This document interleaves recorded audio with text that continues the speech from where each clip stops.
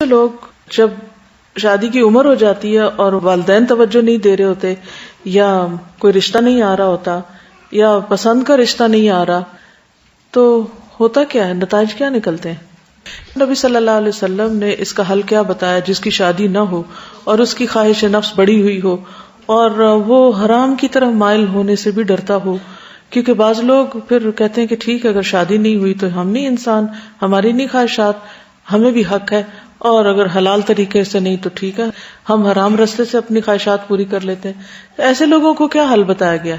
روزہ۔ تو ہر شخص اپنے بارے میں خوب جانتا ہے، کچھ چیزیں ایسی ہیں جو آپ کسی سے ذکر بھی نہیں کر سکتے کہ آپ کے اندر کیا طوفان مچا ہوا ہے، نہ آپ اپنی ماں کو بتا سکتے، نہ کسی دوست کو، نہ کسی کو بھی ذکر نہیں کر سکتے۔ ایک نیچرل چیز ہے نا، اللہ نے اندر رکھ دی ہے تو وہ سر اٹھائے گی۔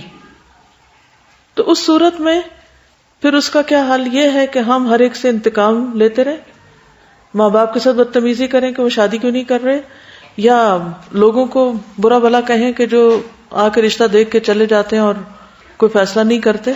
کس کو بلیم کریں؟ ہر چیز کا ایک وقت ہے، کوئی اور وجہ بھی ہو سکتی ہے۔ تو ایسی صورت میں پھر یاد رکھیے کہ شادی ایک ضرورت ضرور ہے، لیکن اگر کسی وجہ سے نہیں ہوئی تو حضرت عائشہ کی مثال کو سامنے رکھ لیں۔ 18 سال کی عمر تو بیوہ ہو چکی تھی، وہ 48 سال زندہ رہی ہیں بعد میں، کتنی پروڈکٹیو لائف گزاری ہے انہوں نے، 2000 سے زائد احادیث روایت کی، کتنی علم کی خدمت کی ہے۔ اسی طرح اور بھی بہت سی خواتین ایسی ہیں۔